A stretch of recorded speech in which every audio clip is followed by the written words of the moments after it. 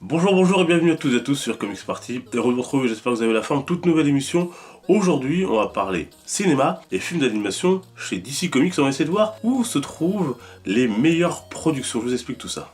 Pour réaliser leurs films, les réalisateurs tirent leurs inspirations de la matière existante et bien sûr en premier lieu des comics. Mais il peut aussi arriver que certains animés influencent aussi une partie de leur travail. Et si le DCEU, l'univers cinématographique de DC, est aujourd'hui à tort ou à raison critiqué par une partie des fans, les dessins animés de l'écurie sont généralement très appréciés. Alors, plus que de les comparer, cette chronique permettra aussi de faire le tour de ce que peut nous proposer en plus des comics DC en matière de films et de productions animées.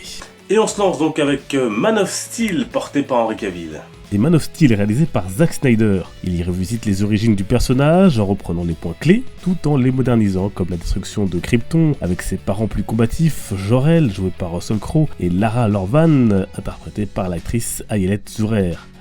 On peut aussi citer des points plus polémiques, comme l'affrontement contre le général Zod qui détruit Metropolis et fait des milliers de morts, alors que Superman est censé être le protecteur ultime. Mais ce serait oublier que le personnage est ici plus en apprentissage, et ce sont ses erreurs et ses traumatismes qui vont notamment fonder sa psychologie. Mais ceci est un autre débat. En revanche, ici, côté animation, on n'a pas réellement de film récent qui pourrait être comparé au long métrage de Snyder. On va donc dire que le DCU gagne un point, car le film, même s'il a divisé, reste pour moi l'un des meilleurs, et que Henry Cavill aura au moins réussi à réconcilier de nombreuses personnes avec Superman.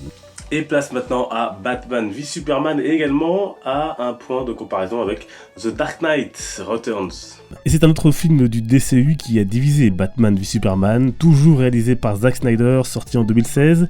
Le film se situe 2 ans après les événements de Metropolis, justement, et dans un pays africain, Superman est accusé d'avoir commis un massacre, ce qui intensifie la méfiance de Batman, joué par Ben Affleck à son égard. Les tensions sont telles que les deux stars de DC vont finir par s'affronter avant de se réconcilier grâce au fameux Martha, et combattre ensemble face à une menace commune, Doomsday. Ici, on peut trouver diverses inspirations évidentes, et notamment bien sûr le combat entre l'homme d'acier et le chevalier noir, qui fait écho à The Dark Knight Returns, qui est à l'origine un comics de Frank Miller publié en 1986. Batman y porte une armure très similaire à celle qu'il utilise dans le film de Snyder pour combattre Superman. Dans la version animée, la Robin, Carrie et Green Arrow lui prêtent main forte. Mais la similitude s'arrête essentiellement là, car les deux œuvres racontent une histoire totalement différente. Batman, avec l'aide de Green Lantern d'ailleurs, affronte aussi Superman dans un autre animé, Guerre, dont nous reparlerons plus tard pour le film Justice League. Côté score, je mettrai donc un partout, tant ces deux œuvres sont importantes dans leur univers respectif. BVS reste à mes yeux le meilleur film du DCEU, même s'il divise,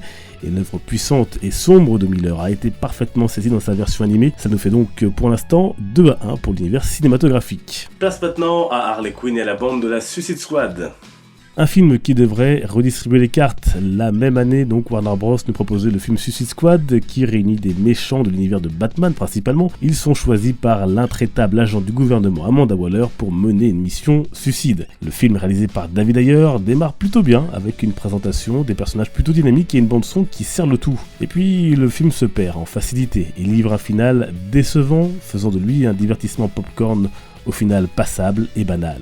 Côté animation, DC avait sorti 2 ans auparavant Assault on Arkham, bien plus maîtrisé. Le Joker et Batman que l'on retrouve dans les deux productions sont mieux intégrés et développés dans l'histoire du film d'animation. L'ambiance est également un point fort, normal, l'essentiel de l'intrigue se déroule à Arkham. Ajoutez à cela de bonnes scènes d'action, des personnages mieux développés et un humour maîtrisé, et vous obtenez en 70 minutes ce qu'un film de 2h20 n'a pas réussi à faire.